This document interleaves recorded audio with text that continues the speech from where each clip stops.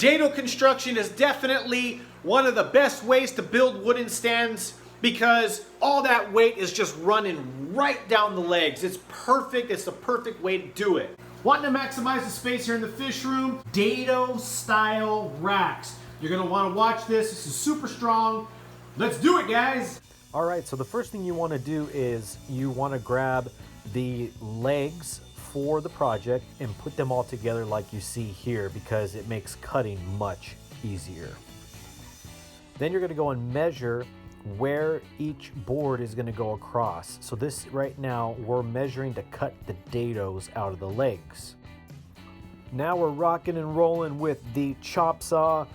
You can use a table saw for this. Luckily this chop saw here had a stopper to where you were able to measure how far down you wanted the blade to go, and it did an excellent job.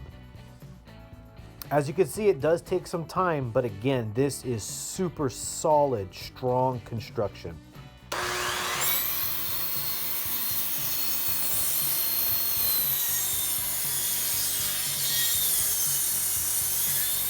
So as you can see, this is what it looks like after you cut it.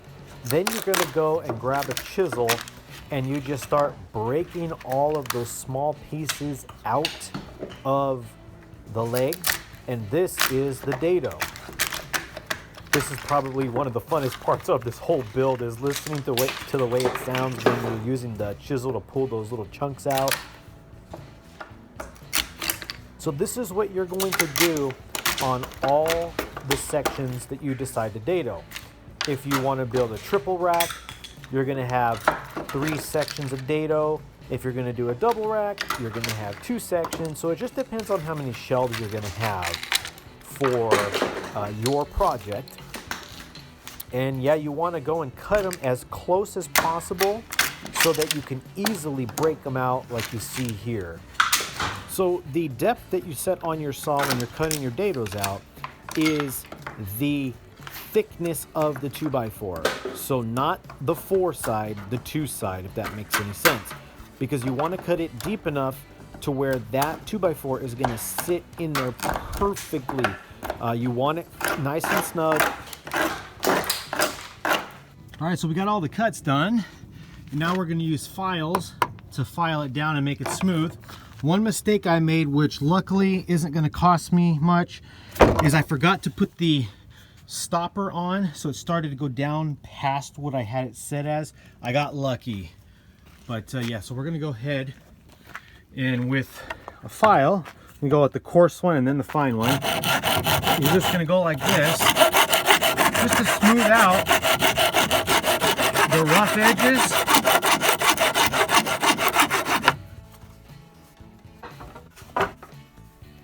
All right, time to get this thing going. So what you want to do is, once you decide how big you're going to want to make your stand, you cut the length of the shelves and you're going to set them inside the dados that we cut earlier.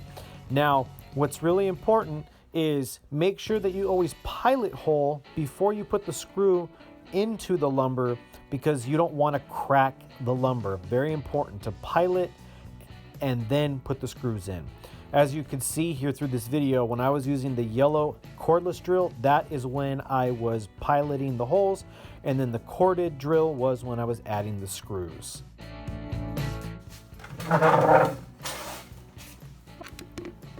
So what I'm doing here is I'm putting some caulking in the areas where the screws went into the lumber. You can use caulking, you can use wood putty, whatever you decide is going to work if you want to cover up the holes from putting the screws into the lumber. And then you get a nice damp rag if you use caulking, and it wipes right off nice and clean. All right, you guys could check this out here. We got everything caulked and spackled and all that good stuff. You could see it's ready to go. So what this stand is going to be is for 275s. I am not going to have enough room up here, so let's go ahead and rock and roll. Yeah, as you guys can see, this stand is definitely coming together. Takes a lot of time, especially when it's not something you're used to doing, but you know what? It works. It's rewarding and it's fun. So yeah, what I did, as I mentioned earlier, was I caulked all of the cracks and exposed parts of the stand, or as much of it as I could, just because I wanted it to be as watertight as possible. You know, that'll stop moisture from getting down into those areas, and possibly, you know, damaging the wood. Yet, nice paint here, nice quick and easy coat here. Didn't take me very long to do this. And that's gonna be it. It is that simple. Look at that. All right, let's go ahead and put this sucker into place. All right, we got it in place here. It's gonna go further back towards the wall. I need to adjust some of the piping here. Too bad it wasn't triple, but I just don't have enough room, and I did not account for how high this was, and mistake on my part. I'm gonna grab a tank and we're gonna test this. Check that out, guys. A bunch of condensation because it was in the shop, which is nice and cold. But as you can see, perfect fit with a little bit of room on each side, exactly how I designed it. So the weight distribution is gonna be nice and even. With these dado joints here, the weight is running all the way down the board. So this is good construction. So we're gonna put another tank here.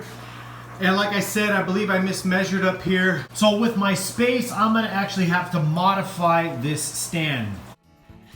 All right, so since I needed to cut the bottom off, first things first, get something that you can cut the stand with. Nice and fun, always fun to use some power tools, right?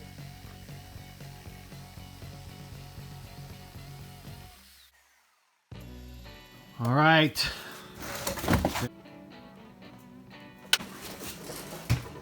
We got the stand in place now. It's pretty even space-wise, but now, as you can see, it's not level. You know, the floor imperfections. So what we need to do is use the shims and shim it up.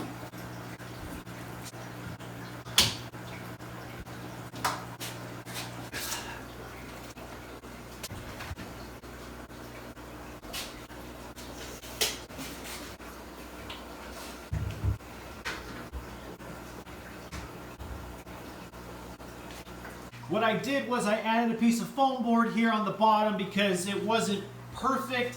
I'm going to do the same here just like I did on the top shelves of the 125s. But yep, had to go and chop the bottom off just for space purposes. I mean, this is 8.5 inches and this is 8.5 inches, and I don't even really have room to fit under here, but because there's all this space up here, I can get in and out of here no problem. I just want to maximize as much room as possible here in the fish room, and the sale at Petco could not go wrong. Is it crammed? Yeah, there's not a lot of space, but we're gonna make it work. So when I made this, I pre-did all of this. That right there is for the auto water change system. That's the drain for that. And this is for the spa pump system. Now I want to hook up the spa pump system on here because if I ever want to drain these real quick, I can. I'm going to have some updates coming soon, some sad news here on the Lepturus green tank. Not going to want to miss it, guys. My fish room is an absolute disaster. That is part of keeping fish and doing projects. Things kind of turn into a giant mess. But now we're going to maximize this space. And the table is going to go right over here. So when I'm shipping it or anything like that, this will be here. So this whole fish room area is going to be enclosed per se. So when you walk in here, you're going to be surrounded by tanks and then a table. This is going to be super great, guys. Got some things I'm going to be doing in here. Venturing to some new fish to bring more excitement into the fish room. I mean, we got 3, 5, 10. We got 12 tanks in here alone that we could fill up with fish. And we got a bunch, but we're going to do some cool things in this fish room, guys. I know I've said it, and I'll say it again. If you guys ever have a chance to build an auto water change system, do it. Worth it. Oh yeah, definitely worth it, guys. Please, guys, like, comment, share, subscribe, hit the notification bell, and stay tanked.